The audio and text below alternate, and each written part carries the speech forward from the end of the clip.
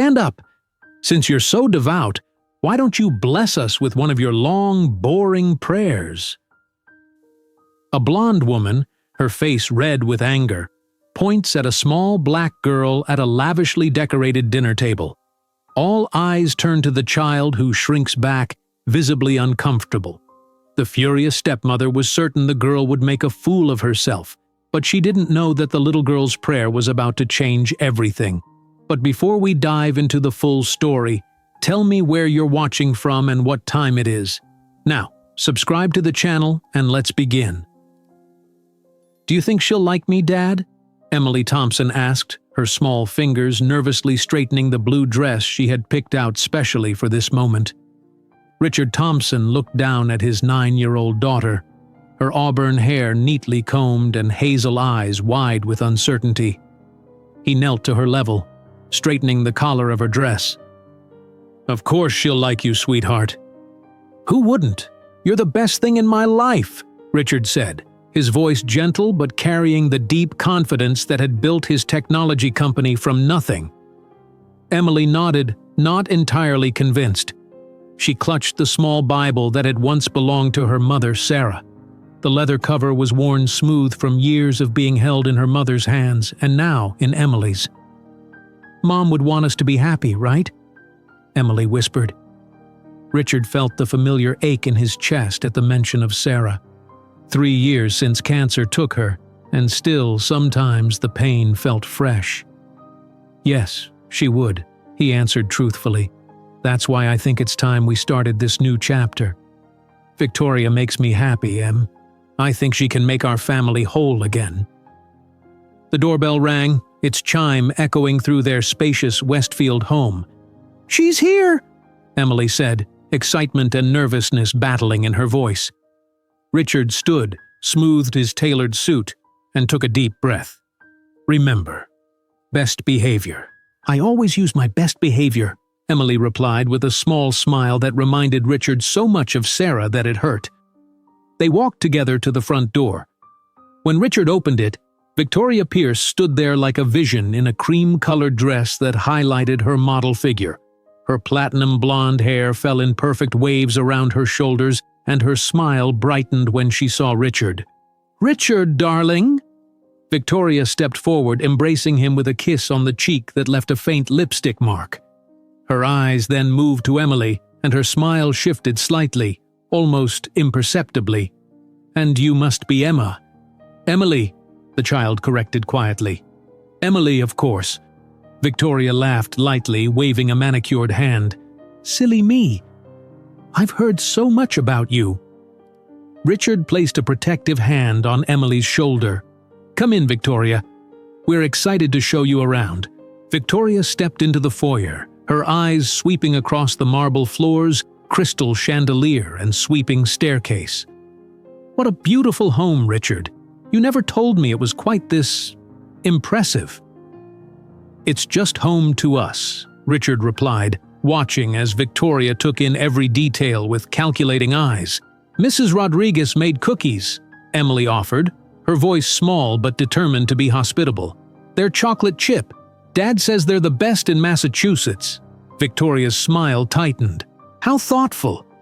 "But I'm watching my figure, sweetheart. Models have to be careful about sugar." Richard guided them to the living room where Mrs. Rodriguez, their housekeeper since before Sarah died, had arranged cookies and tea. The older woman nodded politely to Victoria before excusing herself. As Richard showed Victoria around the mansion, Emily trailed behind, observing how Victoria touched expensive items, checked labels on artwork, and lingered in front of the safe in Richard's study. "You've done incredibly well for yourself," Victoria said, trailing her fingers across Richard's mahogany desk. "Thompson Technologies is quite the empire." "It's been a lot of work," Richard acknowledged. "Started in my garage 15 years ago." Victoria turned to Emily unexpectedly. "And what do you do for fun, Emily?" "Play with dolls?" Emily shook her head. "I like to read, and I help with the church charity drives. Last month we collected coats for children who don't have warm clothes." "How charitable," Victoria said, turning back to Richard. She's quite the little saint, isn't she?" 4 months later, Victoria moved into their home permanently. The whirlwind romance had culminated in a proposal at Le Chateau, the most expensive restaurant in Westfield. Emily had helped Mrs. Rodriguez prepare the guest room, which would soon become Victoria's closet once she officially became Mrs. Thompson. "Are you happy about the wedding, Emily?" Mrs. Rodriguez asked as they folded fresh towels. Emily considered the question carefully. "Dad is smiling more. That makes me happy." Mrs. Rodriguez placed a gentle hand on Emily's head. "You are a good girl, just like your mama." The wedding was lavish, with 600 guests, crystal decorations, and Emily as the reluctant flower girl. Local newspapers covered the event. Tech mogul weds former model in ceremony of the year. Emily stood beside Mrs. Rodriguez during the reception, watching her father dance with Victoria. "They look happy," Emily said, trying to convince herself. "Yes," Mrs. Rodriguez replied, but her eyes held reservation. Within weeks of moving in, Victoria began redecorating. The warm, comfortable home Sarah had created began transforming into a showplace. One afternoon, Emily came home from school to find several family photos missing from the walls. "Where's the picture of Mom and me at the lake?" Emily asked Victoria, who was directing workers hanging an abstract painting. "Oh, I put those old photos in storage," Victoria replied without looking at Emily. "This artwork is by an up-and-coming artist. Much more suitable for the entry hall, don't you think?" Emily didn't answer, instead going to her room where she still kept her favorite photo of her mother on her nightstand. The changes continued through fall. Victoria hired new staff, replaced furniture, and increasingly positioned herself as the lady of the house. Richard, busy with year-end business demands, didn't notice how Emily grew quieter, or how Victoria's attention toward her changed when he wasn't watching. As December arrived, Victoria announced her plans for a Christmas Eve dinner party. "I've invited 20 people, your key investors, the mayor, and those country club members I told you about," Victoria told Richard over breakfast. "It will be the perfect opportunity to show everyone how well the company is doing." Emily looked up from her cereal. "But Dad, we always watch Christmas movies on Christmas Eve." Mom used to say, "We're creating new traditions now, Emily," Victoria interrupted, placing her hand over Richard's. "Your father understands that networking is important for his business." Richard looked torn. "Maybe we could watch a movie in the afternoon, Em, before guests arrive." Victoria's smile tightened. "There won't be time. I'll need help preparing everything." When Christmas Eve arrived, the mansion was transformed with expensive decorations, caterers bustled in the kitchen, and Victoria directed everything with military precision. Emily found her red velvet dress in the back of her closet, the one her mother had bought before she got sick. It still fit, barely. She carefully brushed her hair and put on the small cross necklace her mother had given her. When she came downstairs, Richard's eyes softened. "You look beautiful, Em. Just like your mom." Victoria appeared in a designer gown, frowning slightly at Emily's appearance. "That dress looks a bit small, don't you think? And that necklace doesn't really match." Before Emily could respond, the doorbell rang announcing the first guests. The evening progressed with Victoria playing the perfect hostess, keeping Richard at her side as they mingled with guests. Emily sat quietly at the dinner table, answering politely when adults spoke to her. Mr. Jenkins, Richard's oldest business partner, stopped by Emily's chair. "You look more like Sarah every day, Emily. You have her kind eyes." Emily smiled genuinely for the first time that evening.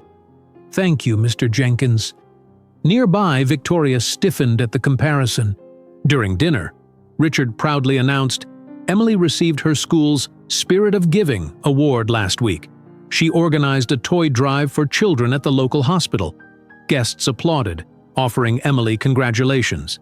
Victoria's face hardened as she watched the attention shift to her stepdaughter. "How wonderful," Victoria said, her voice honeyed but her eyes cold. She stood suddenly, champagne glass in hand. Since our little Emily is so devout and perfect, why doesn't she lead us all in prayer? Stand up, Emily. Let's hear one of your prayers in front of everyone. The room fell silent.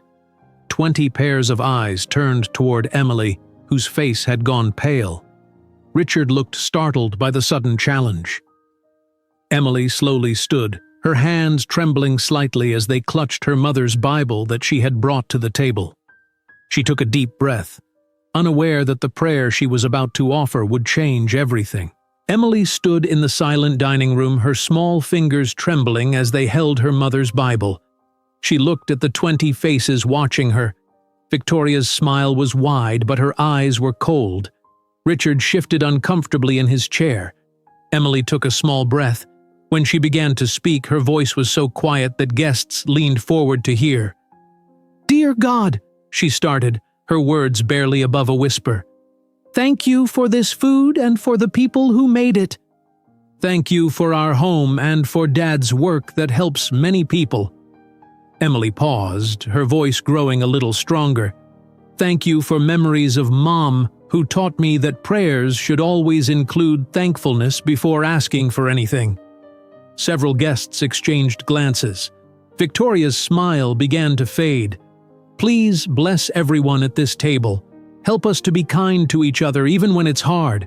And please watch over those children at the hospital who will get the toys we collected." Emily's voice was clear now, her eyes closed in genuine prayer. "Thank you for Christmas and for your love. Amen." Emily opened her eyes to see Mr. Jenkins wiping a tear. Several guests murmured, "Amen." Richard looked at his daughter with pride. "What a beautiful prayer, Emily," Mrs. Blackwell, the mayor's wife, said softly. Victoria quickly raised her glass. "Well, shall we continue with dessert?" The chef prepared a special chocolate soufflé. The moment had slipped from Victoria's control. Throughout dessert, guests complimented Emily on her prayer and her charity work. Victoria maintained her smile, but her knuckles were white around her dessert fork. As the last guest left near midnight, Victoria closed the front door and her pleasant expression instantly vanished. "Well, that was quite a performance," she said sharply. Richard hung up a guest's forgotten scarf. "What are you talking about?" "Emily, acting like some perfect little angel, making me look bad in front of everyone." Richard frowned. "She said a prayer, Victoria. You asked her to." "I didn't expect her to make everyone cry." Victoria kicked off her heels. "Did you hear what Mrs. Blackwell said? Sarah raised such a wonderful daughter." "As if I'm nothing in this house." "You're being unfair," Richard said. "Emily wasn't trying to—" "I saw how you looked at her," Victoria interrupted. "Poor Emily. Perfect Emily. Sarah's precious gift to the world." "She's my daughter," Richard said firmly. "And she handled a very uncomfortable situation with grace." "Uncomfortable. I was trying to include her." "By putting her on the spot in front of 20 adults?" Richard's voice rose slightly. "She's 9 years old, Victoria." At the top of the stairs, Emily sat in her pajamas listening to the argument. Mrs. Rodriguez found her there and gently guided her back to bed. "They're fighting about me," Emily whispered. "No, Nina," Mrs. Rodriguez said, tucking the blanket around Emily. "They are fighting about themselves. Now sleep. Things often look different in the morning." But things didn't look different the next morning. Victoria barely spoke during breakfast, checking her phone instead of talking. When she did address Emily, her voice was cool. "Your school called. There's a half day on Wednesday for teacher meetings. I'll pick you up at 12:30. Emily nodded. "Thank you." Richard looked between them, sensing tension but unsure of its source. "I should get to the office. Big meeting with investors today." He kissed Emily's forehead. "Be good, sweetheart." "I will, Dad." Richard kissed Victoria's cheek. "See you tonight." After Richard left, Victoria stood and dropped her napkin on the table. "I have a hair appointment. Clean up before Mrs. Rodriguez arrives." Emily sat alone at the big table after Victoria left. She carefully placed the dishes in the sink and wiped the table. When Mrs. Rodriguez arrived at 9 o'clock, she found Emily already dusting the living room. "Emily, this is not your job. Victoria told me to clean up." Mrs. Rodriguez's lips pressed into a thin line. "I will speak with her. This is why Mr. Thompson pays me." On Wednesday, Emily waited outside school in the cold December air. Other children left with their parents, but Victoria didn't appear. At 1 o'clock, Emily went to the office. "Can I call my dad?" she asked the secretary. "My stepmom was supposed to pick me up." The secretary called Richard's office, but he was in a meeting. Finally, at 1:30, Mrs. Rodriguez arrived out of breath and worried. "I am so sorry, Emily," Mrs. Thompson called and said she couldn't pick you up because of an emergency. "She asked me to come, but I was at the grocery store and didn't get the message right away." That night, Emily heard Richard and Victoria talking in the kitchen. "You left her waiting in the cold for an hour," Richard said. "I told you my friend had a crisis. I called your housekeeper. Mrs. Rodriguez, her name is Mrs. Rodriguez, and she's been with us for 7 years. Whatever, Emily was fine, you're overreacting." Emily quietly went back to her room. She took out her small notebook and wrote, "Wednesday, Victoria forgot to pick me up from school." The pattern continued through January. When Richard was home, Victoria was pleasant to Emily. When he wasn't, she found small ways to make Emily feel unwelcome. "That drawing is childish.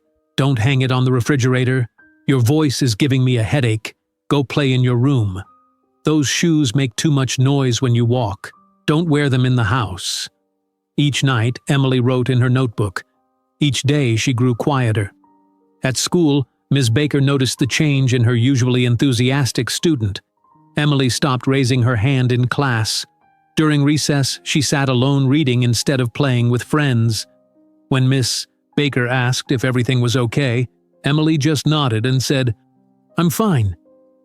After 2 weeks of this behavior, Ms. Baker called Richard's office. "Mr. Thompson? This is Miss Baker, Emily's teacher." "Is Emily okay?" Richard asked immediately. "She's not hurt or sick," Ms. Baker assured him, "but I'm concerned about changes I've noticed. Emily used to be engaged and social. Lately she's withdrawn and quiet. When I ask if something's wrong, she says everything is fine, but her behavior suggests otherwise." "I'll talk to her tonight," Richard promised. That evening, Richard came home early and found Emily in her room, quietly reading. "Hey, sweetheart," Ms. Baker called me today. Emily closed her book. "Am I in trouble?" "No, of course not. She's worried about you. Said you've been very quiet lately." Richard sat on the edge of her bed. "Is everything okay at school? Is someone being mean to you?" Emily shook her head. "School is fine." "Then what is it? You can tell me anything, Em." Emily looked down at her hands. "I don't want to make you sad." "You won't make me sad by telling me the truth." Before Emily could answer, Victoria appeared in the doorway. "Richard, I didn't know you were home. We have the Wilsons coming for dinner at 7, remember?" Richard looked at his watch. "I forgot. We'll finish talking later, okay, Em?" Emily nodded, but after the Wilsons arrived, there was no chance for a private conversation. The next day, Richard came home from work to find Victoria and Emily in the living room. Victoria was helping Emily with homework, smiling and patient. It was so different from what Miss Baker had described that Richard wondered if he had misunderstood the situation. Later, he learned that Mr. Jenkins had called just before Richard arrived, saying he might stop by. The moment Mr. Jenkins's car pulled away without stopping, Victoria stood up. "I need to make some calls. Finish that homework yourself." Richard walked into his home office that night, troubled by the conflicting images of his home life. On his desk was a drawing Emily had made in art class. It showed their family, Richard on one side, Emily in the middle, and Victoria standing far apart from them. Between Emily and Victoria, Emily had drawn a large empty space. Richard stared at the drawing for a long time. Something wasn't right in his perfect new life, and he had been too busy to see it clearly. As he lay awake that night, the image of Emily's drawing stayed with him, forcing him to consider a painful possibility. Had he chosen his own happiness over his daughter's well-being? Richard woke up early the next morning with Emily's drawing still on his mind. He quietly went downstairs, careful not to wake Victoria. In the kitchen, he found Mrs. Rodriguez already preparing breakfast. "Good morning, Mr. Thompson. You are up early today." "Mrs. Rodriguez, can I ask you something? Have you noticed anything different about Emily lately?" Mrs. Rodriguez paused, then placed the spatula down. "She is quieter, sir. She spends more time in her room. And Victoria? How does she treat Emily when I'm not here?" Mrs. Rodriguez looked uncomfortable. "It is not my place to—" "Please," Richard said. "I need to know. Mrs. Thompson is different when you are away, not always kind to Emily." Richard nodded slowly. "Thank you for your honesty." That day, Richard called his office. "Janet, I need to clear my schedule. I'll be working from home for the next week." "Is everything okay, Mr. Thompson?" his assistant asked. "I'm not sure. That's what I need to find out." When Victoria came downstairs at 10 o'clock, she was surprised to find Richard at the dining table with his laptop. "Richard, what are you doing home?" She leaned down to kiss his cheek. "I thought I'd work from home today. Maybe the rest of the week." Victoria's smile faded slightly. "The whole week? But I have plans." "What plans?" Richard asked. "Lunch with friends, shopping, my usual things." Victoria poured herself coffee. "The house will be so crowded with you here all day. It's a 7,000 square foot house, Victoria. I'm sure we'll manage." Later that morning, Emily came home early from school. She had a dentist appointment that Victoria was supposed to take her to. "Dad?" Emily looked surprised to see Richard in the living room. "Why are you home?" "Just felt like working here today. How was school?" "It was okay." Emily glanced around. "Is Victoria ready for my dentist appointment?" "It's at 11:30. Victoria walked in, wearing a tennis outfit. "Oh, Emily, I can't take you today. Margot invited me for tennis and brunch. I left a message with your school to reschedule." Richard looked up from his laptop. "You didn't tell me about this change." Victoria shrugged. "It just happened this morning. You can take her if it's so important." "I will," Richard said, "and next time, please let me know before changing plans that involve Emily." After the dentist appointment, Richard and Emily got ice cream even though it was cold outside. "Can we eat ice cream in winter?" Emily had asked, her eyes wide. "Ice cream is good in any season," Richard replied, smiling at her surprised face. For the next few days, Richard observed the household carefully. He noticed how Victoria's voice changed when he entered a room, becoming sweeter, more patient. He saw how she moved Emily's backpack from the hallway table with annoyance when she thought no one was watching, but merely asked, "Shall we put this away, dear?" when Richard was present. On Thursday, Mr. Jenkins stopped by unexpectedly. "Richard! Good to see you working from home. Hello, Emily." Mr. Jenkins handed Emily a small gift bag. "I found this book about stars and thought of you." "Thank you, Mr. Jenkins." Emily smiled genuinely. Victoria suddenly appeared from upstairs. "Bill! What a lovely surprise!" She sat next to Emily, putting an arm around her shoulders. "Emily and I were just about to bake cookies, weren't we, sweetie?" Emily looked confused. "We were. Of course, I promised. Remember?" Victoria laughed lightly. She's been looking forward to it all day. After Mr. Jenkins left, Victoria's arm dropped from Emily's shoulders. "I need to make some calls," she said, walking away without mentioning cookies.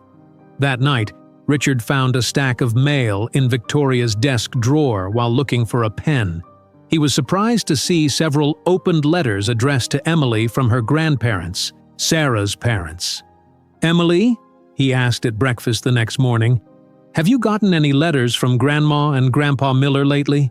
Emily shook her head. "No, not for a long time." "That's strange. They usually write every month." Victoria walked in, dressed for her yoga class. "Oh, those letters? I put them aside to give to Emily, but I forgot. Sorry about that." "I'd like to see them, please," Emily said quietly. "Of course, sweetie. I'll find them later." Richard knew then that he needed to spend more one-on-one time with Emily. "Em, what do you say we have a father-daughter day tomorrow? Just the two of us." Emily's face lit up. "Really? Could we go to the Science Museum?" "Absolutely. And pizza after." "But Richard," Victoria interrupted, "we have that thing tomorrow." "What thing?" "You know, the thing I told you about last week." Richard shook his head. "I don't recall any plans. Emily and I will have our day out." The next morning, Emily was ready early, waiting by the door in her coat. Richard couldn't remember the last time he'd seen her so excited. At the Science Museum, Emily slowly began to open up. She loved the space exhibit, pressing her nose against the glass case containing moon rocks. "Dad, did you know astronauts have to sleep tied to their beds in space? Otherwise they'd float away." "I didn't know that," Richard said, enjoying her enthusiasm. By lunchtime, Emily was talking more than she had in weeks. At her favorite pizza place, Richard gently asked about home. "Em, are you happy? I mean, with our family the way it is now?" Emily carefully folded her napkin. "I want you to be happy, Dad." "But what about you?" Emily looked down. "Sometimes I feel like I'm always in the way at home. Victoria likes things quiet and clean and perfect." "You're never in the way, Emily. It's your home too." Emily nodded but didn't seem convinced. Meanwhile, Victoria was having lunch with her friends at the Westfield Country Club. "I thought marriage to a rich widower would be easier," she complained, sipping champagne. "Nobody told me I'd be stuck with a ready-made family." Her friend Margot raised an eyebrow. "But you knew he had a daughter." "Of course I knew. I just thought she'd be at school all day and with babysitters on weekends. I didn't sign up to be Mother of the Year." Another friend, Diane, looked uncomfortable. "Richard's first marriage was the real thing, Victoria. High school sweethearts who built a life together. Sarah was beloved in this town. You need to be careful." "Please," Victoria rolled her eyes. "Sarah's been gone 3 years. I'm his wife now." When Richard and Emily returned home that afternoon, they found several boxes stacked in the hallway labeled "Donation." "What's all this?" Richard asked. Victoria walked down the stairs. "Just clearing out some old things." The house was getting cluttered. Emily opened one of the boxes and gasped. Inside were many of her toys, books, and personal items. She reached in and pulled out a worn teddy bear. "This was Mom's," she whispered. "She gave it to me when she was in the hospital." Richard looked in the other boxes. There was a music box that had belonged to Sarah, photo albums, and even some of Emily's clothes that still fit her.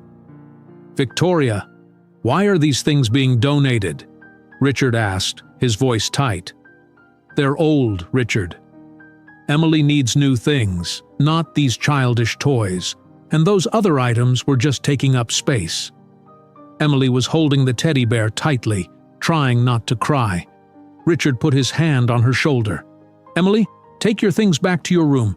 None of this is being donated." After Emily went upstairs, Richard confronted Victoria. "Those weren't your things to give away." "I was trying to help, Richard. This house is full of the past. It's not healthy. You had no right to touch Sarah's things or Emily's things without asking." Victoria crossed her arms. "You want to know what's not healthy? A child who can't let go of her mother's old teddy bear. She's too attached to the past, Richard, just like you." That night, Richard stood in Emily's doorway watching her sleep. The teddy bear was clutched tightly in her arms, and Sarah's music box was back on her nightstand. Emily looked peaceful for the first time in weeks. As he watched his daughter sleep, a memory from years ago surfaced in Richard's mind. Sarah had once warned him about people who weren't what they seemed. "Not everyone who smiles at you has your best interests at heart," she had said. At the time, he thought she was being overly cautious. Now he wondered if she had been right all along. Richard closed Emily's door softly and walked to his study. There were difficult decisions ahead, but one thing was becoming increasingly clear. The perfect life he thought he had built with Victoria was nothing more than a beautiful facade. Richard sat at his desk far into the night, looking through old photos of Emily and Sarah. The next morning at breakfast, he made a decision. "Victoria, I'd like us to do something special for Emily's birthday next month. She'll be turning 9. Victoria looked up from her phone. 9? I thought she was already 9? She's turning 9, Richard repeated. Her birthday is February 15th. Oh, Victoria took a sip of her coffee.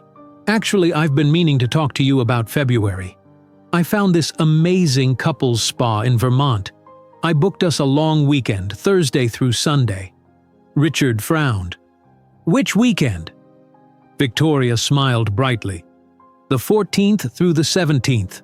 Perfect for Valentine's Day, don't you think? That's Emily's birthday weekend. Is it? Victoria's eyes widened. I completely forgot. But the deposit is non-refundable, Richard. $5,000. Then we'll lose the deposit. I'm not missing Emily's birthday. Victoria's pleasant expression disappeared. You can't be serious. $5,000 for a child's birthday? She won't even remember it next year. She'll remember if I'm not there, Richard said firmly. Victoria stood up, her chair scraping loudly against the floor. Why am I always last on your list? It's always Emily first, work second, and maybe, if there's time left, Victoria gets a moment of your attention. That's not fair. Isn't it? I'm your wife, Richard. That should mean something. It does mean something. But Emily is my daughter, and it's her birthday. Victoria's face turned red. What about what I want? What about my needs? I've tried so hard with that child, and she still looks at me like I'm an outsider. Maybe because you treat her like she's in your way, Richard said quietly. Victoria stormed out of the kitchen, slamming the door behind her. Later that day, Richard found Emily's birthday party invitations hidden in Victoria's desk drawer. They were handmade with careful drawings on each one. Did you give out your birthday invitations? Richard asked Emily that evening. Emily looked confused. I made them, but Victoria said she would help me address them. She has better handwriting. Richard showed her the stack of invitations. I found these in her desk. Emily's face fell. Oh, maybe she forgot. I'll help you address them tonight, Richard said. We'll mail them tomorrow.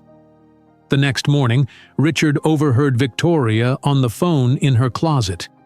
It's going to be torture, Diane. Another year of child-centered tedium. No, I couldn't get out of it.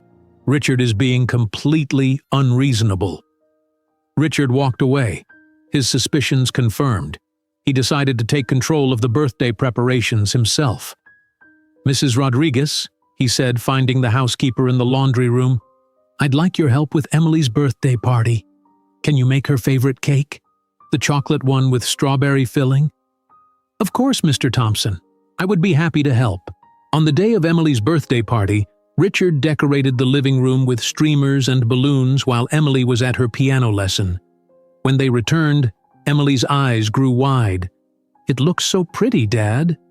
Wait until you see the cake Mrs. Rodriguez made. They walked into the kitchen where a beautiful chocolate cake sat on the counter. As they admired it, Victoria entered. Oh, you're back. She looked at the cake and frowned. That looks very sweet.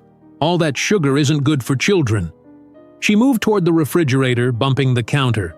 The cake slid to the edge and fell to the floor with a splat. Oh no! Victoria put her hand to her mouth. How clumsy of me! Emily stared at the ruined cake, her eyes filling with tears. It was an accident, Victoria said. Don't be so dramatic, Emily. We can order a cake from the bakery. Mrs. Rodriguez, who had seen everything from the doorway, stepped forward. I have ingredients to make another. It will be ready before the party. Thank you, Richard said, giving her a grateful look. When guests began arriving at 2 o'clock, Emily was disappointed to see mostly unfamiliar faces. Who are all these children? She whispered to Richard. They're your friends, aren't they? Richard asked, confused. Emily shook her head. I don't know them. They're not from my class. Richard looked at Victoria, who was greeting a woman in expensive clothes. Victoria, who are these people? Friends from the club, Victoria said cheerfully. Their children are around Emily's age. I thought it would be good for her to make new friends. The party was awkward. The other children played together while Emily sat alone. They were all older, from private schools in other towns. None of them knew what to say to the quiet birthday girl. At 3:30, the doorbell rang. Emily answered it to find Mr. Jenkins holding a small gift box. Happy birthday, Emily, he said warmly. Thank you for coming, Mr. Jenkins, Emily said, her face brightening for the first time that day. I wouldn't miss it. Mr. Jenkins handed her the gift. This is something special. Your mother asked me to keep it for you until you were old enough. Emily carefully opened the box. Inside was a delicate sapphire necklace on a silver chain. It was your mother's, Mr. Jenkins explained. Her parents gave it to her when she turned 9. She wanted you to have it at the same age. Emily lifted the necklace with trembling fingers. It's beautiful. Here, let me help you put it on, Mr. Jenkins said. Across the room, Victoria watched, her face hardening. The blue stone sparkled at Emily's neck, drawing compliments from everyone. What a meaningful gift, one mother said. Sarah had wonderful taste, another commented. Victoria's smile became fixed and tight for the rest of the party. The following week, Emily's teacher called Richard. Mr. Thompson, I'm concerned about Emily. Her schoolwork is suffering, and she seems very withdrawn. Has something specific happened? Richard asked. Today in art class, Emily was drawing a family picture. Another child accidentally tore it while reaching for scissors. Emily became very upset, crying and shaking. It wasn't like her at all. I'll talk to her, Richard promised. That evening, Miss Baker called again. Mr. Thompson, I've referred Emily to our school counselor, Dr. Winters. I think she needs someone to help her process her feelings. A counselor? Richard felt a wave of guilt. Is it that serious? I believe it would be helpful. Dr. Winters is excellent with children. Richard agreed to the appointment. When he told Victoria, she rolled her eyes. A counselor? That's a waste of money. Emily is just being dramatic for attention. Her teacher thinks it's serious, Richard said. Teachers overreact. Emily is fine. But Emily wasn't fine. In her first session with Dr. Winters, she barely spoke. The kind-faced woman with curly gray hair didn't push her to talk. We can just draw today, Dr. Winters suggested, placing paper and crayons on the table. Emily drew a picture of a small girl standing outside a large house in the rain. Can you tell me about your drawing? Dr. Winters asked gently. It's nobody, Emily whispered. She looks lonely, Dr. Winters observed.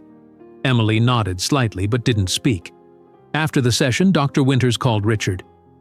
I'd like to schedule a family session, Mr. Thompson. It would be helpful to see the dynamics between Emily, you, and your wife. Richard agreed immediately. When would you like to meet? Is Friday at 4 o'clock possible? We'll be there, Richard assured her. When he told Victoria about the family counseling session, she became angry. I'm not going to sit there while some counselor judges me. This is ridiculous. Dr. Winters isn't judging anyone. She's trying to help Emily. Victoria crossed her arms. Emily is playing everyone against me. She's been doing it since I moved in. Poor little motherless girl. Everyone feels sorry for her, and she uses it to manipulate people. Richard stared at his wife in disbelief. She's 8 years old, Victoria. 8 going on 30, Victoria snapped. She's smarter than you think, Richard, and I'm not falling for it. I will not attend this counseling session. It's a trap. A trap? Set by an 8-year-old girl? You always take her side, Victoria shouted. Always. I'm your wife. You should believe me. Richard lowered his voice. I believe what I see, Victoria. And what I see is a child who's hurting, and a wife who seems determined to make it worse. Victoria stormed upstairs and slammed their bedroom door. Richard called Dr. Winters to explain that only he and Emily would attend the family session. Later that night, while Emily slept with her new necklace clutched in her hand, Victoria stood in the dark hallway outside her room. She stared at the closed door, her face a mask of resentment as she contemplated the child who stood between her and the perfect life she felt she deserved. The next morning, Victoria acted as if nothing had happened. She greeted Richard with a kiss on the cheek and even smiled at Emily during breakfast. Richard remained cautious, watching their interactions carefully. Later that afternoon, Richard was working in his home office when Victoria entered with a bright smile. "I have a surprise," she announced, placing printouts on his desk. "I booked us a wonderful weekend in New York City. The Plaza Hotel, Broadway shows, dinner at Le Bernardin, everything first class." Richard looked at the itinerary. "This looks nice. When is it?" "Next weekend. We leave Friday morning and return Sunday night." Richard frowned. "Next Friday?" "Emily has her school play on Friday evening. She has her first speaking part." Victoria waved her hand dismissively. "It's just a school play, Richard. There will be others. But this is her first speaking role. She's been practicing for weeks." "I already paid for everything," Victoria said. "Non-refundable tickets. Besides, Mrs. Rodriguez can take her to the play." "No," Richard said firmly. "I want to be there. We need to reschedule the trip." Victoria's smile disappeared. "I can't believe this. It's always about Emily. She's my daughter, Victoria. This is important to her. And I'm your wife. Doesn't that matter? When do my needs come first?" Richard took a deep breath. "We can go to New York another weekend. Emily's play is only happening once." Victoria grabbed the printouts and tore them in half. "Fine. Go to the stupid play. Watch Emily say 2 lines and pretend it's Broadway." "You're overreacting," Richard said calmly. "We can still have our trip, just on a different weekend." "That's not the point," Victoria shouted. "The point is, I always come last." "Always." Victoria stormed out, slamming the door behind her. Richard sighed and returned to his work. That evening, the tension at dinner was thick. Emily pushed her food around her plate, sensing the anger radiating from Victoria. "How was practice for your play today?" Richard asked, trying to create normal conversation. "Good," Emily said quietly. "Ms. Baker says I'm doing really well with my lines." "That's wonderful," Richard smiled. "I can't wait to see you on stage." Victoria stabbed her fork into her chicken. "Yes, we're all very excited about your 2 lines." Emily looked down at her plate. Richard gave Victoria a warning look. "I have more than 2 lines," Emily said softly. "I have 12 lines." 12 whole lines? "My goodness, someone call Hollywood," Victoria muttered. "That's enough," Richard said sharply. After dinner, Victoria announced she was going to take a bath. Richard helped Emily with her homework, then tucked her into bed. "I'm proud of you, Em," he said, kissing her forehead. "I'll be in the front row at your play, I promise." "Will Victoria come too?" Emily asked. Richard hesitated.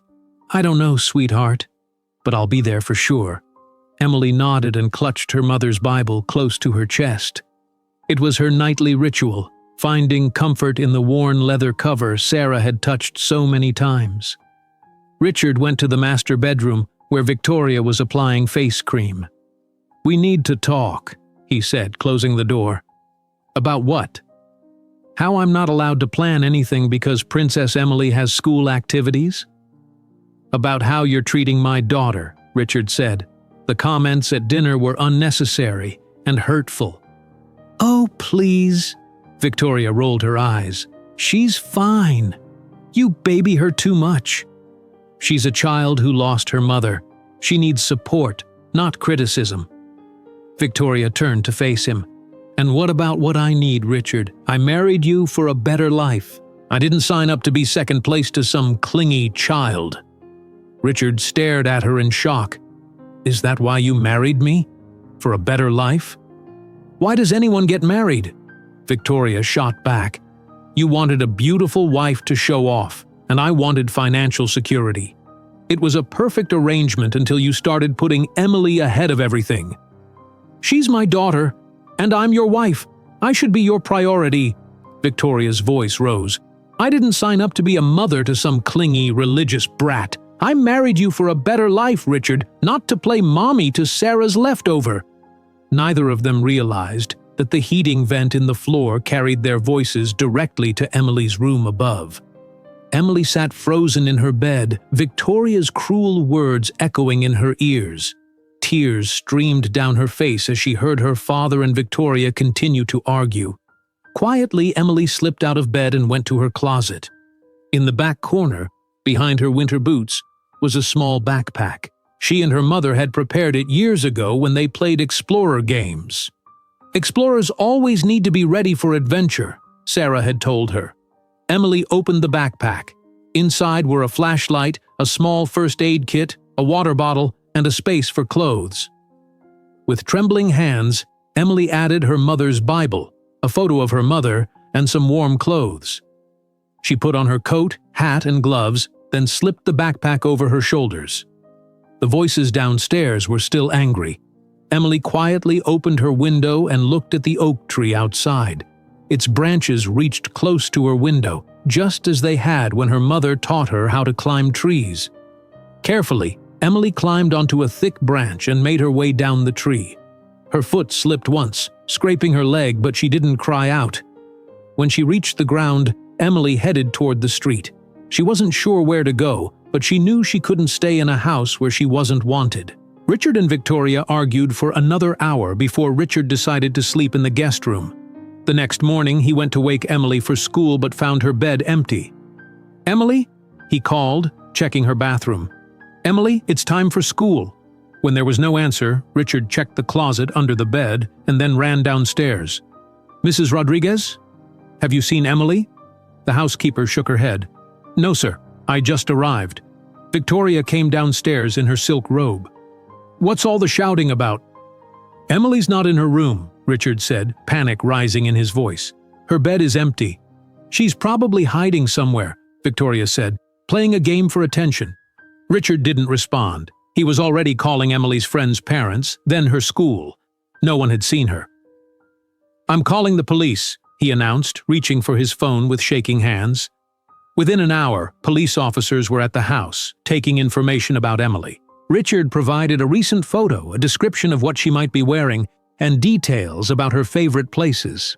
"When did you last see your daughter, Mr. Thompson?" Officer Garcia asked. "Last night around 8:30. I tucked her into bed." Richard ran his hands through his hair. "I don't understand." She wouldn't just leave. "Did anything unusual happen last night? Any arguments or disturbances that might have upset her?" Richard glanced at Victoria, who was checking her phone. "My wife and I had a disagreement, but Emily was in bed. I didn't think she heard." Officer Garcia made notes. Children often hear more than adults realize. The police organized search teams. Richard called everyone he knew, his employees, neighbors, Emily's teachers. Soon, dozens of people were searching the neighborhood with flashlights, calling Emily's name. Victoria made a show of concern when neighbors arrived, dabbing at her eyes with a tissue. "We're so worried," she told Mrs. Davis from next door. She's never done anything like this before. But when the neighbors moved to another room, Richard saw Victoria checking social media on her phone, looking bored. Mrs. Rodriguez stayed in the kitchen, making coffee for the searchers. While alone, she went to her purse and removed a small notebook with flowers on the cover. She had found it under Emily's bed while cleaning yesterday but hadn't had a chance to return it. Opening it, she realized it was Emily's private journal. Normally, Mrs. Rodriguez would never read someone's private thoughts, but something told her this was important. The entries detailed Victoria's behavior when Richard wasn't home. Tuesday, Victoria said my voice gives her headaches. Thursday, Victoria threw away the card I made for Dad. Monday, Victoria told me Mom's photos make the house look sad. Page after page documented small cruelties and hurtful comments. Mrs. Rodriguez closed the journal and went to find Richard, who was preparing to join a search team. "Mr. Thompson," she said quietly, "I think you should see this." Richard took the journal, confusion on his face. "It's Emily's," Mrs. Rodriguez explained. "I found it while cleaning. I think it shows why she might have left." Richard opened the journal and began to read, his face paled with each page. When he finished, he looked up with cold determination in his eyes. "I need to find my daughter," he said, his voice steady. "And when I do, things are going to change around here." As dawn broke over the search teams, Richard clutched Emily's journal to his chest. If he found his daughter, nothing would ever hurt her again, especially not the woman sleeping in his bed. The morning sun cast long shadows as Richard joined a search team near the local park. Officer Garcia had organized the volunteers into groups, each assigned to different areas of Westfield. Richard had Emily's journal in his pocket, the painful evidence of Victoria's true nature fueling his determination. "Any news?" Richard asked as he approached Officer Garcia's command post, which had been set up in his living room.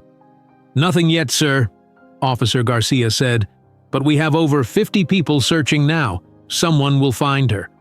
"I brought coffee and sandwiches," Mrs. Rodriguez announced, carrying a large tray into the living room. Richard noticed Victoria standing by the window, talking on her phone and laughing. When she saw him watching, she quickly changed her expression and pretended to wipe away tears. "I can't talk now, Diane," Victoria said into the phone. "We're all so worried about Emily." Richard turned away in disgust, focusing instead on the map Officer Garcia had spread across the coffee table. The officer was marking areas that had already been searched. "We've covered the school, the park, and most of the neighborhood," Officer Garcia explained. "We'll start checking local businesses next." Richard's cell phone rang. It was Mr. Jenkins. "Richard, I've been thinking," Mr. Jenkins said. "Have you checked St. Matthew's Chapel?" "The chapel?" Richard asked. "Why would she go there?" "It's where Sarah's funeral was held," Mr. Jenkins reminded him. "Emily might have gone somewhere she feels connected to her mother." Richard felt a surge of hope. "You're right. I'll head there now." "I'll meet you there," Mr. Jenkins said. "It's only 10 minutes from my house." Richard grabbed his keys and headed for the door. Victoria stepped in front of him. "Where are you going?" she asked. "Officer Garcia said we should stay here in case Emily calls." "I'm going to St. Matthew's Chapel," Richard said. "Emily might be there." Victoria frowned. "That old church across town? Why would she go there?" "It's where we said goodbye to Sarah." A look of annoyance crossed Victoria's face. "Always Sarah," she muttered. Richard didn't bother responding. He pushed past her and hurried to his car. St. Matthew's Chapel was a small stone building on the outskirts of Westfield. As Richard parked, he saw Mr. Jenkins's car already in the lot. The older man was waiting by the entrance. "I checked around the outside," Mr. Jenkins said. "The side door is unlocked." They entered quietly. The chapel was dim, with only the morning light filtering through the stained glass windows. At first, Richard thought it was empty. Then he noticed a small figure huddled in a pew near the altar. "Emily," he whispered, relief flooding through him. Emily was curled up, her backpack beside her, clutching her mother's Bible. She looked up as they approached, her face pale and tear-stained. When she saw her father, she didn't immediately move toward him. "Emily," Richard said gently, approaching slowly. "I've been so worried." Emily pulled back slightly. "You were fighting because of me." Richard sat in the pew, keeping some space between them. "No, sweetheart. Victoria and I were fighting because of adult problems, not because of you." I heard what she said. Emily's voice was small. "She called me Sarah's leftover. She said she didn't want to be my mom." Richard felt sick hearing his daughter repeat Victoria's cruel words. "Victoria was wrong to say those things," Richard said. "Very wrong. And I was wrong too for not seeing how she was treating you." Mr. Jenkins stood quietly near the altar, giving them space. "I found your journal, Em," Richard continued. "Mrs. Rodriguez showed it to me. Why didn't you tell me what Victoria was doing?" Emily looked down at her Bible. "You seemed happy with her. I didn't want to make you sad again. You were so sad after Mom died." Richard moved closer, gently putting his arm around her. This time, Emily didn't pull away. "Emily, listen to me," he said, his voice firm but gentle. "Your happiness is more important to me than anything. I'm so sorry I didn't see what was happening, but I promise you, things will be different now." Emily finally looked up at him. "Different how?" "Victoria won't be living with us anymore," Richard said. "I'm going to ask her to leave today." Emily's eyes widened. "Because of me?" "No, because of her," Richard said firmly. "Because of what she did and who she is. Not because of you." Tears filled Emily's eyes, and she finally leaned into her father's embrace. "I miss Mom," she whispered. "I know," Richard said, holding her close. "I miss her too." They sat in silence for a moment. Then Mr. Jenkins approached, smiling gently at Emily. "You gave us quite a scare, young lady," he said. "Are you okay? Are you hurt?" Emily shook her head. "I scraped my leg climbing down the tree, but it doesn't hurt much." Richard looked at the scrape. It wasn't deep, but would need cleaning. "How did you get all the way here, Emily?" Richard asked. "It's miles from our house." "I walked for a while," Emily explained. "Then a nice lady saw me and asked if I was lost. She was going to work early and gave me a ride when I told her I needed to go to church." Richard made a mental note to find this woman and thank her, though he also needed to talk to Emily about the dangers of accepting rides from strangers. "We should let everyone know you're safe," Richard said, taking out his phone. He called Officer Garcia first, then Mrs. Rodriguez. As they walked to the car, Mr. Jenkins put his hand on Richard's shoulder. "Richard, if you need a place for Emily to stay for a few days while you sort things out with Victoria, my door is open." "Thank you," Richard said, "but I think it's Victoria who needs to find another place to stay." The news that Emily had been found spread quickly through the search teams. By the time Richard and Emily arrived home, most of the volunteers had already left, expressing relief that she was safe. Mrs. Rodriguez was waiting with a warm breakfast and first aid supplies for Emily's scrape. She hugged Emily tightly. "Don't ever scare us like that again, Nina," she said, her voice thick with emotion. Officer Garcia took some final notes for his report, then left after making sure Emily was truly okay. As the house emptied, Richard noticed Victoria was nowhere to be seen. "Where's Victoria?" he asked Mrs. Rodriguez. "Upstairs," Mrs. Rodriguez replied quietly. "When she heard Emily was found, she went up to your room." Richard nodded. "Emily, stay with Mrs. Rodriguez. I need to talk to Victoria." Richard climbed the stairs and found Victoria in their bedroom, packing her expensive clothes into suitcases. "Going somewhere?" he asked from the doorway. Victoria jumped slightly, then composed herself. "Richard, I'm so relieved Emily is safe. Where did you find her?" "At the chapel where we held Sarah's funeral," Richard said, watching her carefully. "She spent the night there, alone and frightened, because of what she heard you say." Victoria sighed dramatically. "Children always exaggerate. I'm sure she misunderstood." "I don't think she did," Richard said coldly. He pulled Emily's journal from his pocket. "This is Emily's journal. It documents every cruel thing you've said and done to her when I wasn't around." Victoria's face hardened. "You're going to believe the scribblings of a child over your wife?" "Yes," Richard said simply. "I am. I also believe Mrs. Rodriguez, who has seen how you treat Emily when you think no one is watching." "That cleaning woman?" Victoria laughed bitterly. "She's always hated me." "She's been loyal to this family for 7 years, Richard countered. "She has no reason to lie. You, on the other hand?" Victoria abandoned her pretense of innocence. "Fine. The kid doesn't like me. I don't like her either.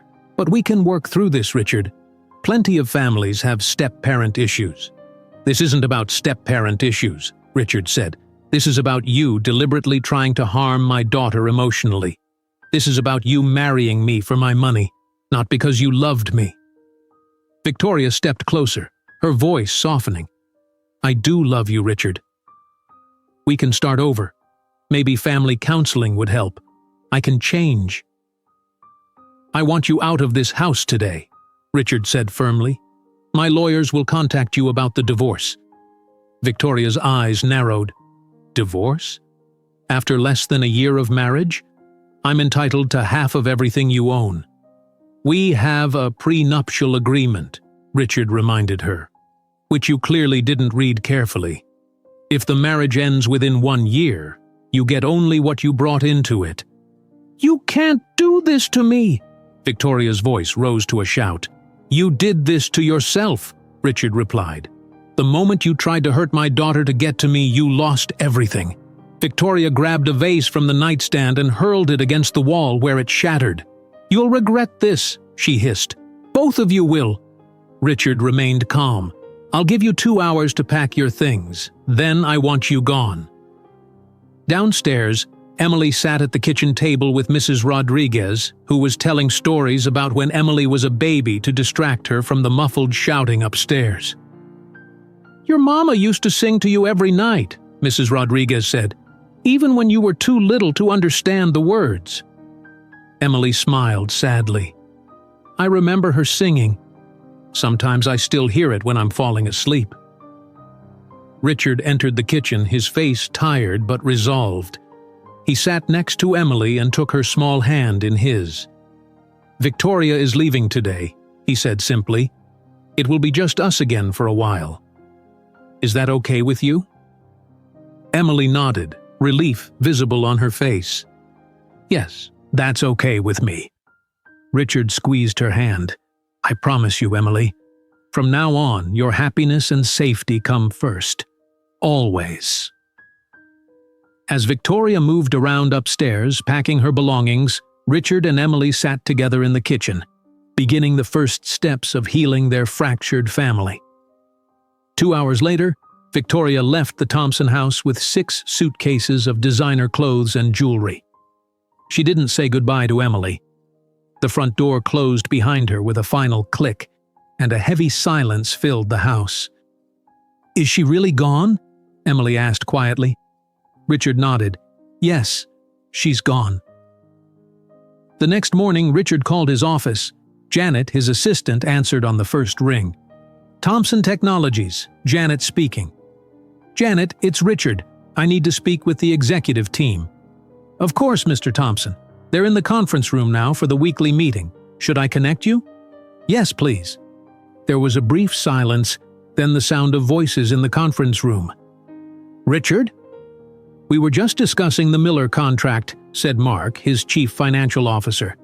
"I need to inform all of you that I'm taking a 3-month leave of absence," Richard said, "effective immediately." The conference room fell silent. "Is everything all right?" Mark finally asked. "There have been some personal issues at home that require my full attention. Victoria and I are divorcing, and my daughter needs me right now." After answering a few questions and assuring the team that the company would be fine in his absence, Richard ended the call. He then called his lawyer, Stephen Brooks. "I need to file for divorce," Richard told him, "as quickly as possible." "I'm sorry to hear that," Stephen replied. "What grounds?" "I have evidence of emotional abuse toward Emily, and Victoria admitted to marrying me for financial gain." "Send me everything you have," Stephen said. "I'll start the paperwork today." When Richard hung up, he found Emily standing in the doorway of his office, her expression troubled. "Emily? What's wrong?" "Is the divorce my fault?" she asked, her voice small. Richard immediately stood and went to her. "No, absolutely not. The divorce is happening because Victoria wasn't honest about who she was or why she wanted to marry me. But if I hadn't run away—" "Emily," Richard interrupted gently, kneeling to her level. "You running away didn't cause this. It just helped me see what was really happening. Victoria and I should never have gotten married in the first place." Emily nodded but didn't look convinced. Richard made a mental note to discuss this with Dr. Winters. The next day, they had their first joint counseling session. Dr. Winters welcomed them into her office, which was painted in soft blue and had comfortable chairs. "Emily has told me a bit about what happened," Dr. Winters said. "But I'd like to hear from both of you about how you're feeling now." Emily sat stiffly in her chair, not making eye contact. "I feel bad," she finally said. "I broke up Dad's marriage." "You didn't break up anything," Richard said quickly. Dr. Winters nodded. "Richard, can you share your feelings about what happened?" Richard took a deep breath. "I feel guilty. I brought Victoria into our lives. I didn't see how she was treating Emily. I was so focused on my own happiness that I missed the signs." "That's a lot of guilt in this room," Dr. Winters observed. "Emily feels responsible for the marriage ending. Richard feels responsible for the marriage happening. But marriages don't succeed or fail because of children. That's adult business." Over the next hour, Dr. Winters helped them begin to talk about their feelings. Emily struggled to express herself at first, but eventually shared some of her fears. "I was afraid to tell Dad about Victoria because he seemed happy," she admitted. "After Mom died, he was so sad for so long." "I understand that," Richard said. "But your happiness matters just as much as mine, Emily." At the end of the session, Dr. Winters gave them each a notebook. "I'd like you both to write down one thing each day that made you feel good, just one positive moment. We'll discuss these in our next session." On their way home, Richard suggested they stop for ice cream. "But it's February," Emily said. "It's cold outside." "Ice cream is good in any season," Richard reminded her with a smile. The following Sunday, Richard attended his first meeting of the single parents support group at their church. He sat awkwardly in the church basement, feeling out of place among the 8 other parents. "I'm Richard," he introduced himself when it was his turn. "My wife Sarah died of cancer 3 years ago. I recently ended a short, misguided second marriage. I'm raising my daughter Emily, who's 8. A woman with curly red hair smiled at him. "I'm Megan. My husband left when my twins were 2. They're 10 now. The first year is the hardest, but it does get easier." Richard found comfort in their stories and their lack of judgment. Before leaving, he exchanged phone numbers with 2 of the fathers who had daughters around Emily's age. At home, Richard and Emily began creating new routines. They had breakfast together every morning. On Tuesdays, they tried new recipes for dinner, often with disastrous but funny results. On Fridays, they had movie night with popcorn. One Saturday morning, Richard knocked on Emily's bedroom door. "I was thinking," he said. "Would you like to repaint your room?" "Any color you want." Emily looked around at the pale yellow walls Victoria had insisted on. "Can I have blue? Like the sky?" "Absolutely." They spent the day at the hardware store selecting paint, then covered Emily's furniture with old sheets. As they painted the first wall together, Emily became animated, talking more than she had in months. The following week, Richard brought down boxes from the attic. "What are these?" Emily asked. "Photos of your mom." Victoria put them away, but I think it's time to bring them back. Together, they hung Sarah's photos throughout the house. Richard placed his favorite wedding photo on his nightstand, and Emily chose a picture of her mother laughing at the beach for her own room. One morning, Mrs. Rodriguez arrived with a serious expression. She asked to speak with Richard privately. "Mr. Thompson, I need to tell you something," she said. "I was planning to retire next month. My sister in Arizona has been asking me to move there. But with everything that has happened, if you and Emily need me to stay longer, I will." Richard felt a wave of gratitude. "We would be lost without you, Mrs. Rodriguez, but I can't ask you to change your plans for us." "You're not asking. I'm offering," she said firmly. "Emily needs stability right now. I can move to Arizona later." As February turned to March, Emily's nightmares became less frequent. She began raising her hand in class again. Ms. Baker reported improvement in her schoolwork and social interactions, but there was still one difficult step ahead. One Sunday afternoon, Emily approached Richard with an unexpected request. "Dad, can we visit Mom's grave? I haven't been there in a long time." Richard hesitated only briefly. "Of course we can. Would you like to go today?" Emily nodded. "I want to bring flowers." Yellow ones. Those were her favorites. They bought bright yellow daffodils and drove to Westfield Cemetery. Sarah's grave was in a peaceful spot under an oak tree. Her headstone was simple marble with the words, "Sarah Miller Thompson, beloved wife and mother." Richard placed the flowers in the small vase attached to the headstone.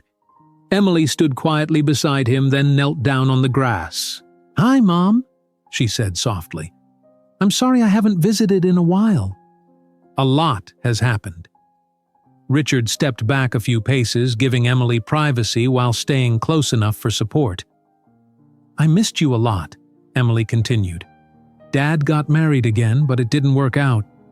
She wasn't nice like you." Emily talked for several minutes, telling her mother about school, her play, and her blue bedroom walls. As she spoke, her voice grew stronger. "I was really sad for a while," Emily admitted, "but Dad and I are okay now. We're taking care of each other, like you wanted." When Emily finished talking, she remained kneeling for a moment, then stood and walked back to Richard. He was surprised to see that her eyes, though sad, were dry. "Ready to go?" he asked. Emily nodded. "I told Mom everything. I think she already knew, but I wanted to tell her anyway." Richard put his arm around his daughter's shoulders. "I think she knew too." As they walked back to the car, Richard noticed something different about Emily, a straightness in her posture, a certain lift to her chin, and recognized it as a quiet strength that reminded him of Sarah. That night, Richard found Emily in her newly painted blue room, creating a scrapbook. "What's this?" he asked, sitting on the edge of her bed. "It's a memory book," Emily explained. "Dr. Winters suggested it. See, this page is about Mom, and here's us at the Science Museum.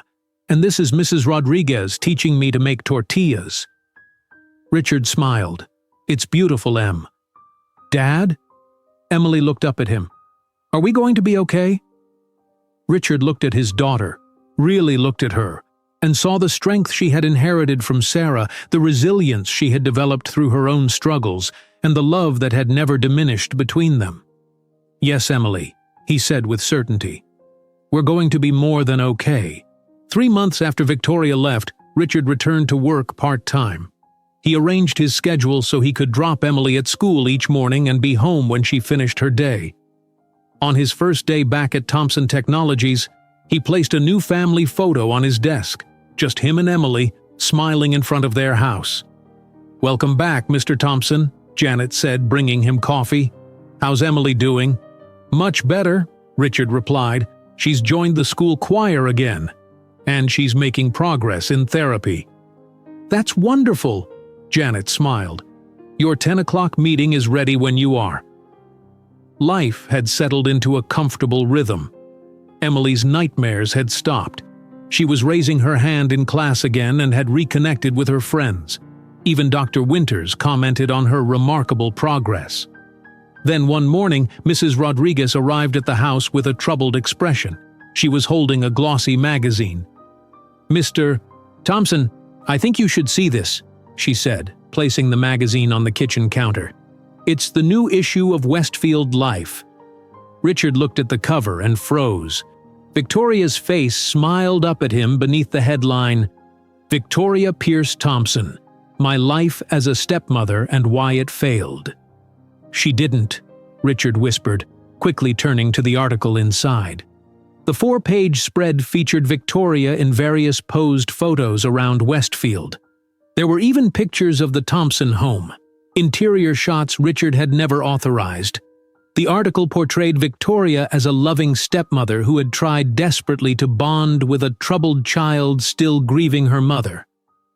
"Emily rejected all my attempts to connect," Victoria was quoted saying. "Richard was caught between his daughter's demands and his new wife's needs. In the end, blood won out. Richard read with growing anger as Victoria shared private details about their family life, painting herself as the victim and implying that Emily had behavioral problems. "We need to keep this from Emily," Richard said firmly, folding the magazine. But it was too late. By lunchtime, the article had spread through Westfield Elementary School.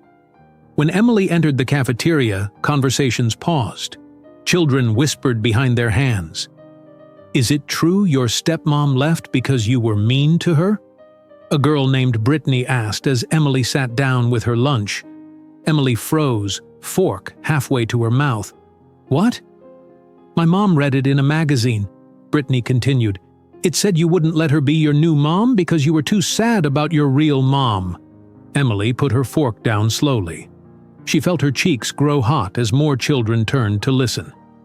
"That's not true," she said quietly. "But it's in a magazine," Brittany insisted. "My mom says magazines don't lie." Emily took a deep breath. She thought about what Dr. Winters had told her about standing up for herself. "Not everything in magazines is true," Emily said, her voice steady and clear. "Victoria wasn't nice to me when my dad wasn't around. She said mean things and tried to take away things that belonged to my mom." The cafeteria was silent. Emily had never spoken so directly before. "My dad and I are happy now," she continued. "Victoria isn't part of our family anymore." Emily picked up her fork and began eating. After a moment, her friend Zoe sat beside her. "I believe you," Zoe said simply. "My parents are divorced. My dad's girlfriend is mean to me too." When Emily came home from school, Richard was waiting anxiously. "How was your day?" he asked carefully. "Kids were talking about the magazine article," Emily said, "but I told them the truth." Richard felt both proud and concerned. "What did you say?" "I said Victoria wasn't nice to me, and we're happier now." Emily hung up her coat. "Zoe believed me." Richard called his lawyer immediately. "Victoria has given an unauthorized interview about Emily. I want to take legal action." "Send me the magazine," Stephen replied. "We can send a cease and desist letter demanding a retraction." The next day, Richard arranged a meeting with Diane Foster, the editor of Westfield Life. "Thank you for seeing me," Richard said, sitting across from Diane in her office. "Of course," Diane replied, "though I'm not sure why you wanted this meeting. The Victoria piece is getting a lot of attention. That's why I'm here." Richard placed Emily's journal and a folder of evidence on the desk. "Victoria's story is false. She emotionally abused my daughter. This journal documents months of cruelty." Diane looked surprised. "Mrs. Thompson approached us with her story. She was very convincing." "She's not Mrs. Thompson anymore," Richard said firmly, "and she's an excellent actress. That's why she succeeded as a model." Richard opened the folder.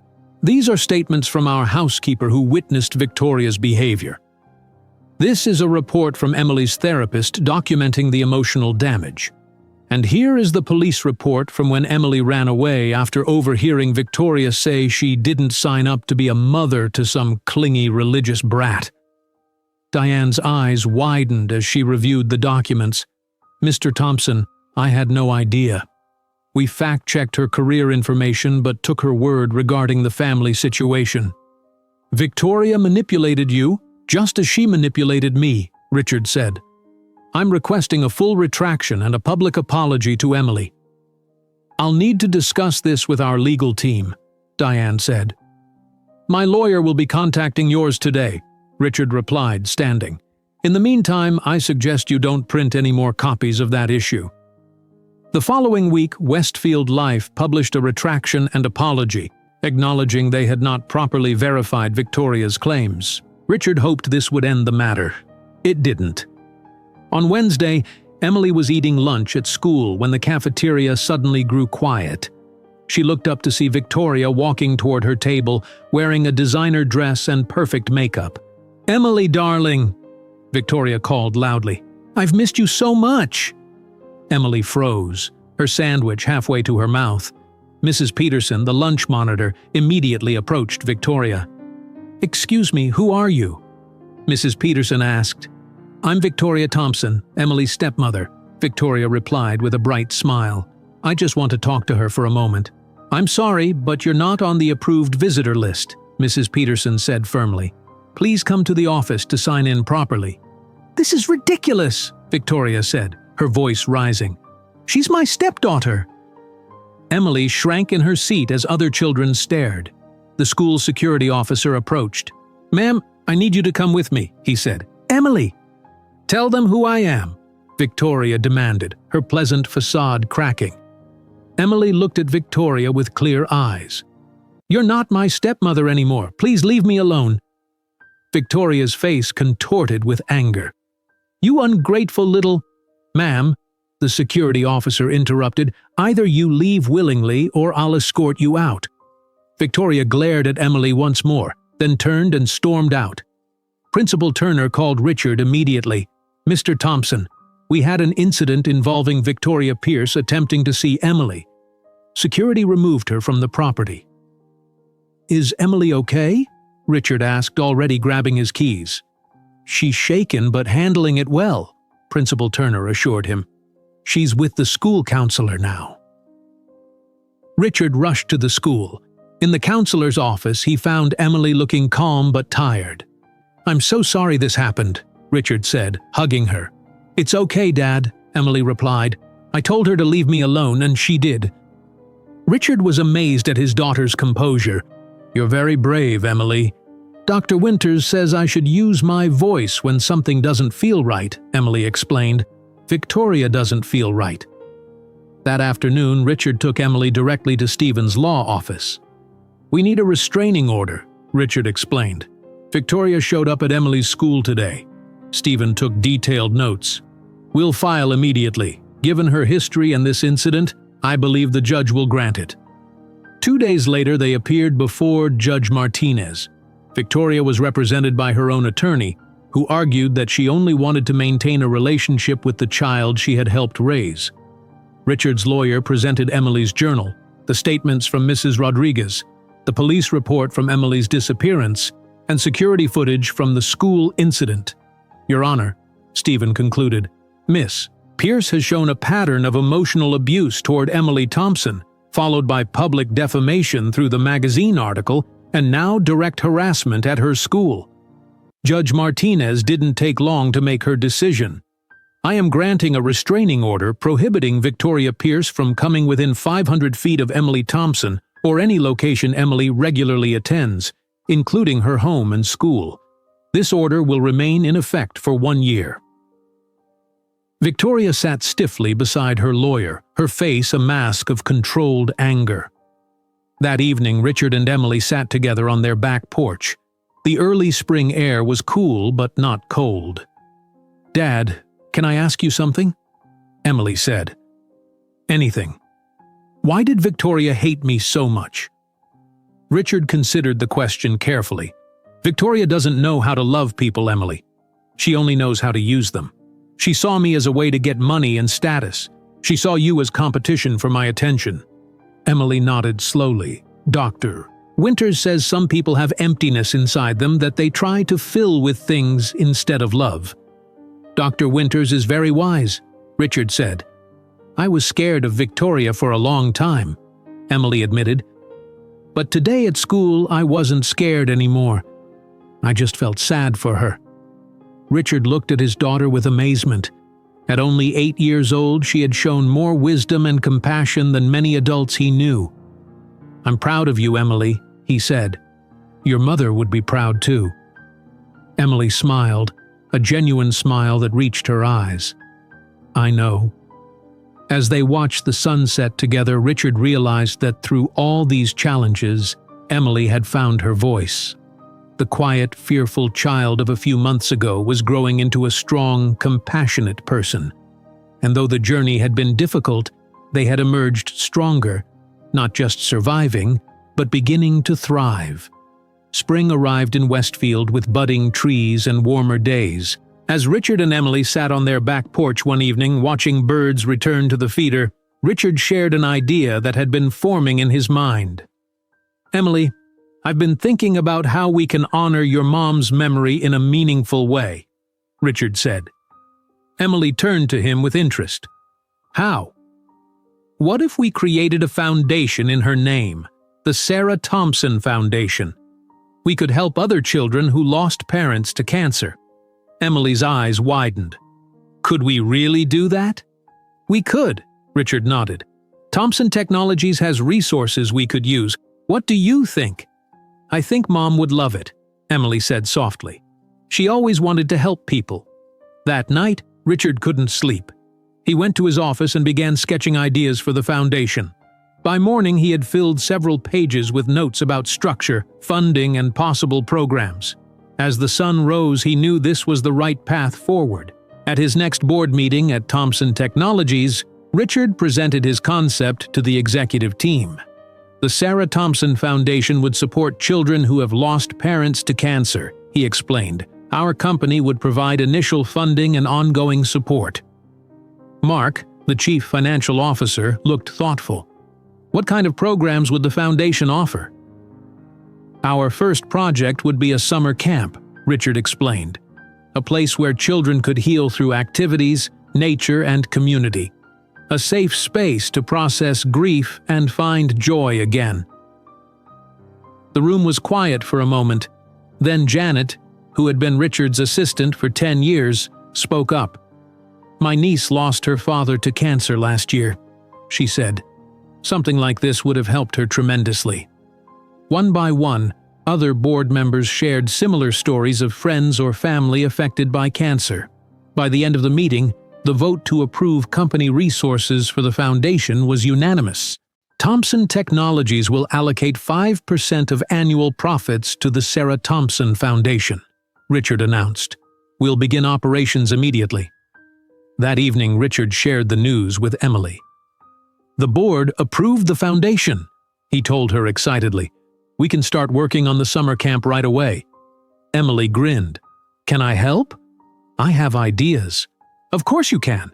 In fact, I was hoping you would design the camp logo. Emily immediately sat at the kitchen table with paper and colored pencils. Richard watched as she carefully drew a sun rising over mountains with the words, Sarah's Camp, underneath. The sun is like hope, Emily explained.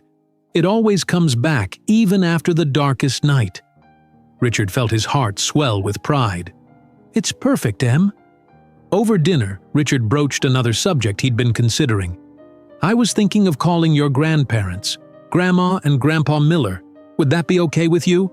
Emily nodded eagerly. Yes, I miss them. Richard hadn't spoken to Sarah's parents since his wedding to Victoria. They had attended but left early, clearly uncomfortable with how quickly Richard had remarried. The next day, Richard dialed their number with some trepidation. Hello? Came Robert Miller's deep voice. Robert, it's Richard Thompson. There was a pause. Richard, it's been a while. Too long, Richard admitted. I want you to know that Victoria and I are divorced. It was a mistake, one I deeply regret. I see, Robert said, his voice softening slightly. How is Emily? She's doing well now. We've been through some difficult times, but she's showing remarkable strength. Richard took a deep breath. I'd like to invite you and Helen to visit.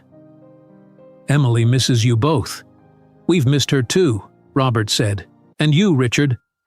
There's something else, Richard continued. I'm starting a foundation in Sarah's name. I'd like you and Helen to be on the advisory board. Robert's voice cracked slightly. We'd be honored.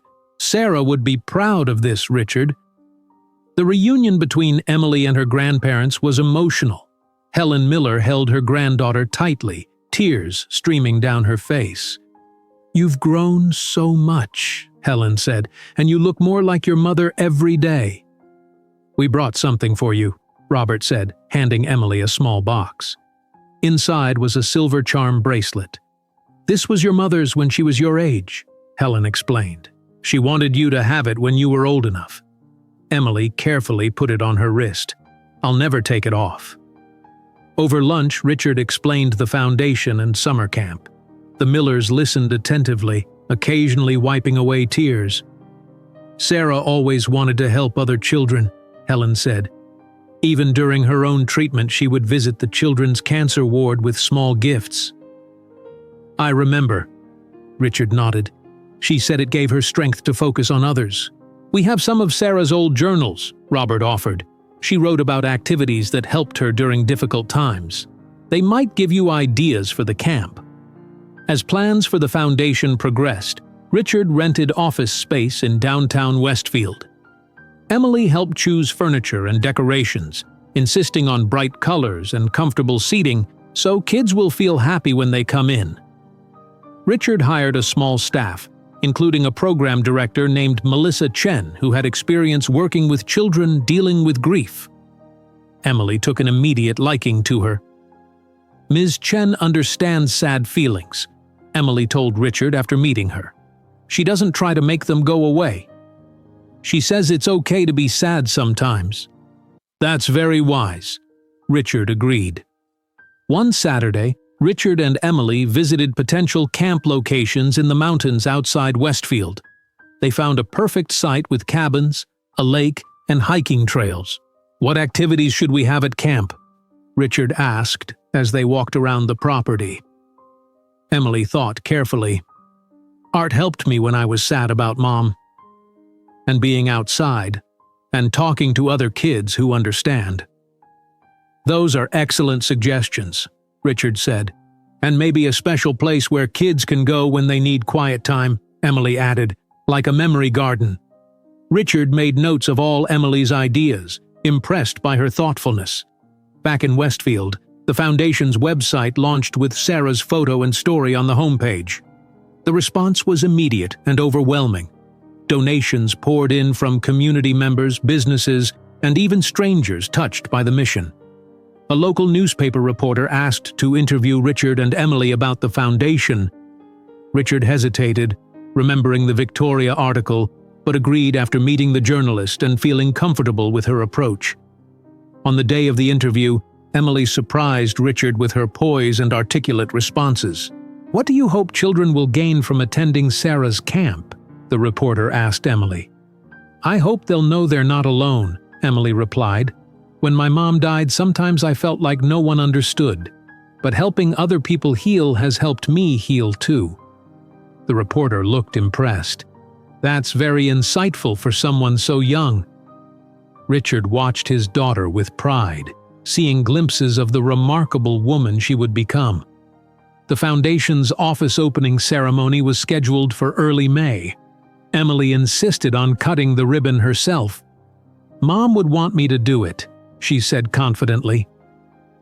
On the morning of the ceremony, dozens of people gathered outside the new office. The mayor of Westfield made a short speech praising the Foundation's mission. Richard then stepped up to the microphone. 3 years ago, my wife Sarah lost her battle with cancer, he began. She left behind a legacy of love, compassion, and service to others. Today we honor that legacy by officially opening the Sarah Thompson Foundation, dedicated to helping children who have lost parents to cancer. Richard gestured to Emily to join him. My daughter Emily has been instrumental in creating this foundation.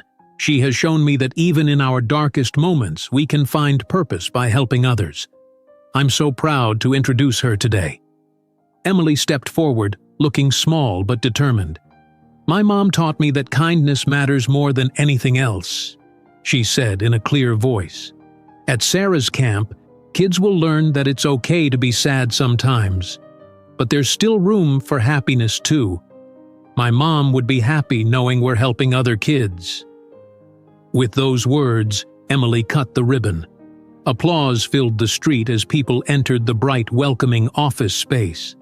As applications for the first summer camp session began flooding in, Richard realized that what had begun as a way to honor Sarah had become something even more powerful. He watched Emily moving confidently through the office, showing visitors the activities planned for the camp, and saw how she had transformed her pain into purpose. That evening, Richard found Emily in her room, creating a scrapbook documenting the foundation's development. This is for the office, she explained, carefully gluing a photo of the ribbon-cutting ceremony onto a page. so everyone can see how it started." Richard sat beside her on the bed. "Your mother would be so proud of you, Emily." Emily smiled, her fingers touching the charm bracelet on her wrist. "I think she knows, Dad. I think she sees everything we're doing." Richard put his arm around his daughter's shoulders. What had begun in grief was blossoming into hope, not just for them, but for countless other families who would find healing through Sarah's legacy.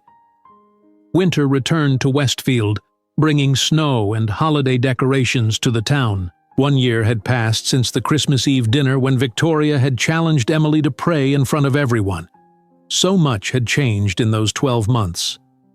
"Dad, do we have enough chairs for everyone coming tomorrow?" Emily asked, counting on her fingers. Grandma and Grandpa Miller, Mrs. Rodriguez and her family, Mr. Jenkins, Ms. Baker. Richard smiled as he hung a string of lights around the living room window. "I counted 17 people. We have plenty of chairs." "And Dr. Winters is bringing her famous apple pie," Emily added excitedly. This year's Christmas Eve dinner would be completely different from the last one. Instead of Victoria's business associates and town elites, they had invited people who truly mattered in their lives, including several families from the Sarah Thompson Foundation. The foundation's first summer camp had been a tremendous success. 37 children who had lost parents to cancer spent 2 weeks at Sarah's camp in July. Emily had visited every day, helping with art projects and making friends with many of the campers. "Dad, can I put Mom's special ornament on the tree now?" Emily asked. Richard handed her a crystal star that had been Sarah's favorite decoration. Emily, now 10 years old, carefully hung it near the top of the tree. "Perfect," Richard said. Emily stepped back to admire their work. The house looked festive but not extravagant. They had decorated together, using ornaments that held special memories rather than the expensive decorations Victoria had preferred. "Remember last year when Victoria made the decorators work all night?" Emily said. Richard nodded. "Things are different now." "Better different," Emily agreed. The next morning, Christmas Eve, Emily woke early to help Mrs. Rodriguez prepare food for the evening's guests. "Can you teach me how to make your special cookies, Mrs. Rodriguez?" Emily asked. "The cinnamon ones?" "Of course, Nina." Mrs. Rodriguez smiled, tying an apron around Emily's waist. "These are called polvorones. My grandmother taught me to make them when I was your age." As they worked side by side, Richard watched from the doorway, his heart full. Emily no longer carried her mother's Bible everywhere she went. It now sat on her bedside table, a source of comfort rather than a security blanket. By 4 o'clock, everything was ready. The house smelled of delicious food, and a fire crackled in the fireplace. The first to arrive were the Millers, Emily's grandparents, who had become a regular presence in their lives again. "Merry Christmas," Helen Miller said, hugging Emily tightly. "We brought you something special." She handed Emily a small box containing an ornament shaped like a paintbrush. "Your mother made this in art class when she was your age," Robert explained. "We thought it belonged on your tree." Emily hung it carefully beside the crystal star. "Now Mom has 2 special ornaments on our tree." Next came the Rodriguez family. Mrs. Rodriguez, her husband, and their 3 teenage children. They brought homemade tamales, a Christmas tradition in their family. Mr. Jenkins arrived with his daughter and her family, including 2 small children who immediately wanted to see all the Christmas decorations. Gradually, the house filled with warmth and conversation. Ms. Baker brought her famous hot chocolate. Dr. Winters arrived with her apple pie. 3 families from the foundation came, including 10-year-old Zach, who had become especially close to Emily during summer camp after losing his mother to breast cancer. "Emily!" Zach called, rushing to her. "I got the part in the school play. The one you helped me practice for." "That's awesome!" Emily high-fived him. "I told you you could do it." The difference between this gathering and last year's was striking. Victoria's party had been about impressing people. This celebration was about connecting with them. When it was time for dinner, everyone gathered around the expanded dining table. Richard had added 3 folding tables to accommodate all their guests. The fancy china Victoria had insisted on was replaced with colorful plates that Emily had helped select. As everyone settled into their seats, Richard stood. "Before we eat, I want to thank all of you for being here tonight," he said. "This past year has taught us the true meaning of family, that it's not always about blood relations, but about the people who support you, believe in you, and love you through difficult times." Heads nodded around the table. "Emily," Richard said, turning to his daughter, "would you like to say a prayer before we eat?" Victoria had asked the same question a year ago, but with cruel intentions. This time, the question was offered with love and respect. Emily stood without hesitation. Unlike the frightened child of last Christmas, she now stood straight and confident. "Dear God," she began in a clear voice, "thank you for bringing us all together tonight. Thank you for the food we are about to eat and for the hands that prepared it." She paused briefly, looking around at all the faces watching her. "Thank you for helping us through hard times and for giving us new friends who understand our journey. Thank you for memories of those we've lost and for the new memories we're making together." Several people wiped away tears as Emily continued. "Thank you for teaching us that families can look different but still be full of love. Please bless everyone at this table and those who couldn't be with us tonight, and help us remember to be kind to each other, because kindness matters more than anything else." "Amen. Amen," echoed around the table. As Emily sat down, Richard noticed something across the room. Sarah's photograph on the mantel seemed to glow softly in the Christmas lights. It wasn't anything supernatural, just the angle of the lights, but it felt meaningful nonetheless. The dinner was filled with laughter and conversation. Children shared stories from school. Adults discussed plans for the new year. Everyone complimented Mrs. Rodriguez on the delicious food. During dessert, Emily stood up again. "I have an announcement," she said, looking at her father, who nodded encouragingly. "Next summer, Sarah's camp will have 2 sessions instead of 1, Emily announced proudly. "We can help twice as many kids." Applause broke out around the table.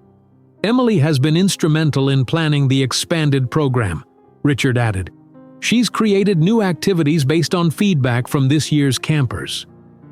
"I just wanted to include things that helped me," Emily explained simply, "like art therapy and the memory garden." After dinner, everyone moved to the living room. Mr. Jenkins sat at the piano and began playing Christmas carols. Soon everyone was singing together, their voices filling the house with music. Emily sat between her grandparents, her mother's charm bracelet jingling on her wrist as she clapped along to Jingle Bells. Zach and 2 other children from the foundation sat on the floor nearby, making up hand motions to go with Rudolph the Red-Nosed Reindeer. Richard watched it all from his place by the fireplace. This was what Christmas should be. People coming together in genuine connection, not to impress or compete, but to share and support each other. Later, as the last guests were leaving, Dr. Winters pulled Richard aside. "I wanted to tell you how impressed I am with Emily's progress," she said. "She's come so far since our first session." "She has," Richard agreed. "She's found her voice." After everyone had gone and the house was quiet, Richard tucked Emily into bed. "Did you have a good Christmas Eve?" he asked. Emily nodded sleepily. "The best." "Mom was there, wasn't she, Dad?" Richard thought about the photograph that seemed to glow. "Yes," he said softly. "I think she was." "That's what I thought," Emily murmured, her eyes closing. "I could feel her smiling." Richard kissed her forehead and turned out the light. In the hallway, he paused to look at the framed photo of Sarah he kept there. Her smile, captured forever in that moment, seemed to hold a message. All is well. Downstairs, Richard turned off all the lights except for the Christmas tree. He sat in the quiet, reflecting on the journey of the past year.